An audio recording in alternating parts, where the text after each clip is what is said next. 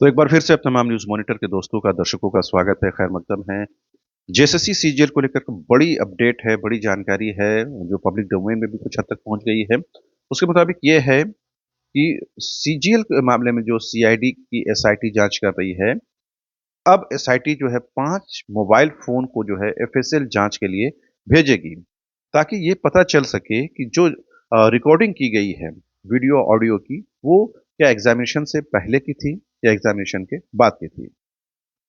आपको बता दें कि 21 और 22 सितंबर को परीक्षा हुई थी जेएसएससी सीजीएल की, जिसमें कथित तौर पर धांधली की बातें सामने आई थी।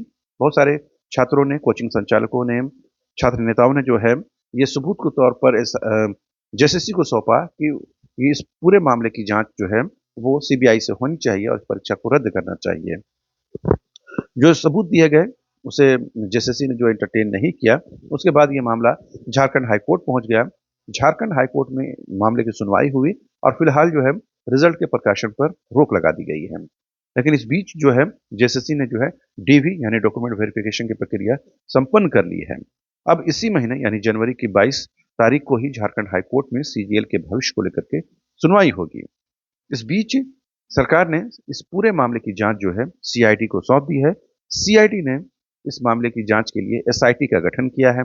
एसआईटी इस मामले में बहुत तेजी के साथ काम करती हुई नजर आ रही है। जो मीडिया रिपोर्ट्स है उसमें साफ पता चल रहा है कि सीआईडी जो है वो 22 जनवरी से पहले पहले किसी एक कंक्लूजन पर, किसी एक सार पर पहुंचना चाहती है, ताकि वो कोर्ट को बताने की हालत में रहे कि आखिर इस मामले में हुआ क्या है।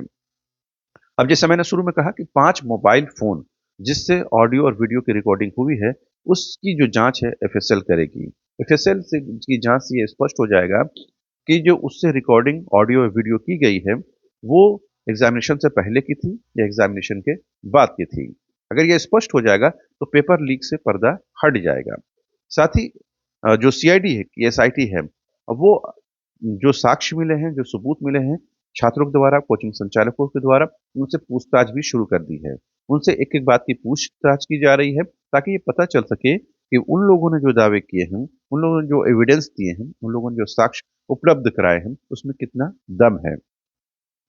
पिछले दिनों आपको पता है कि कोचिंग संचालक कुणाल सिंह से जब हम लोगों की बातचीत हो रही थी, तो उन्होंने यहाँ तक कहा था कि भगवान भी अगर ज़मीन पर उतर आएँगे, तो वो सीजीएल की परीक्षा को रद्द होने से बचा नहीं सकेंगे। आपको बता दें कि जो सीआईडी की एसआईटी है, वो साक्ष्य लेने के लिए एक फ़ोन नंबर और ईमेल जो है, वो जारी की थी और लगातार अखबारों में इसके विज्ञापन भी दिए गए। साथ ही सीआईडी की तरफ से कहा गया कि किसी को भी अगर कुछ बताना हो, तो वो सीआईडी कार्यालय में आकर के फिज़िकली भी बता सकते हैं। कुणाल सिंह जो कोचिंग संचालक हैं और जो इस तमाम चीज़ों को देख रहे हैं, उन्होंने कहा था कि उन लोगों ने बहुत सारे सबूत जो है सीआईडी के एसआईटी को दिया है और बहुत सारे सबूत पहुँचने वाले हैं। यानी कि उन लोगों ने जो सबूत दिए हैं, उसकी जाँच जो है सीआईडी ने शुरू कर दी है। अभी तक जो उन लोगों ने जेएसएससी को सबूत दिए थे, उसको सिरे से खारिज कर दिया गया था और ये कहा गया था कि जो सीडी कॉम्पैक्ट डिस्क दी गई थी, वो खाली थी। साथ ही जो ऑडियो वीडियो दिया गया था, उसमें छेड़छाड़ की गई थी, एडिटेड एडिटेड थी, यानी कि उसकी संपादन की गई थी। अब चूँकि इन लोगों ने फिर से ये जो साक्ष्य है, एविडेंस है, वो सीआईडी के एसआईटी को दिया है, लिहाज़ा उसकी जाँच जो है अब सीआईडी बिल्कुल तकनीकी तौर पर और बिल्कुल साइंटिफिक तौर पर करने जा रही है और उसी के साथ 5 ऐसे फ़ोन की शिनाख्त की गई है, जिससे वीडियो, ऑडियो रिकॉर्ड करने के दावे किए गए हैं और उसके आधार पर एफएसएल अब जाँच कर रही है, जाँच करेगी और जाँच के बाद ये साफ़ हो जाएगा कि ये जो बात कही जा रही है कि ये एग्ज़ामिनेशन से पहले की ऑडियो वीडियो रिकॉर्डिंग है, उसमें कितना दम है, उसमें कितनी सच्चाई है। तो उम्मीद करनी चाहिए कि जो एसआईटी जाँच कर रही है सीआईडी की, वो जल्द से जल्द यानी कि 22 जनवरी से पहले किसी एक कंक्लूज़न पर पहुँचे और हाई कोर्ट को बता सके, ताकि हाई कोर्ट भी उस बुनियाद पर कोई एक निर्णय देने की स्थिति में हो। क्योंकि आपको पता है कि लाखों छात्रों का जो रुझान है वो सीजीएल की परीक्षा को लेकर के है, वो लोग चाहते हैं कि जल्द से जल्द इस पर निर्णय होना चाहिए। सरकार की तरफ से, जेएसएससी की तरफ से इस परीक्षा को रद्द करने के बारे में कभी नहीं कहा गया। छात्रों के द्वारा, कोचिंग संचालकों द्वारा लगातार ये कहा गया कि इस मामले की जाँच होनी चाहिए और सीबीआई से जाँच होनी चाहिए। प्रमुख विपक्षी पार्टी बीजेपी और उनके प्रदेश अध्यक्ष बाबूलाल मरांडी शुरू से सदन के अंदर हो या सदन के बाहर, वो सीबीआई जाँच की माँग करते रहे हैं। इवन कि झारखंड विधानसभा चुनाव के मैनिफेस्टो में बीजेपी ने यहाँ तक कहा था कि अगर उनकी पार्टी सत्ता में आती है, सीजीएल परीक्षा को रद्द किया जाएगा, उस नोटिफिकेशन को रद्द किया जाएगा। तो आप समझ सकते हैं ये मुद्दा कितना महत्वपूर्ण है या कितना इंपॉर्टेंट हो गया है।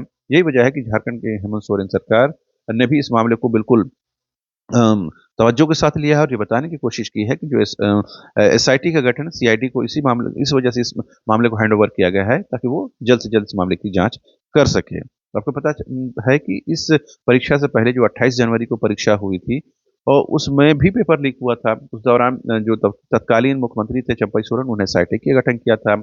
उस एसआईटी ने बिहार से, झारखंड से, कई राज्यों से गिरफ्तारियां की थी, लेकिन उसका कोई फाइनल कंक्लूजन नहीं निकला था। लिहाजा राज्य सरकार की उस एसआईटी पर छात्रों का भरोसा नहीं था। लिहाजा इस बार हेमंत सोरेन की सरकार दोबारा सत्ता में आई, उन्होंने सीआईडी को इस मामले की जांच का जिम्मा सौंप दिया है और चूंकि मामला हाईकोर्ट के विचाराधीन है, लिहाजा सीआईडी भी इस मामले को लेकर तत्परता दिखा रही है और जल्द से जल्द आरोपियों की गिरफ्तारी को लेकर के वो जांच को आगे बढ़ा रही है। देखना दिलचस्प होगा कि इन 5 मोबाइल फोन की एफएसएल से जांच के बाद क्या कुछ मिलता है, या छात्रों के द्वारा जो बातें कही जा रही हैं वो सच साबित होती हैं या फिर निराधार साबित होती हैं।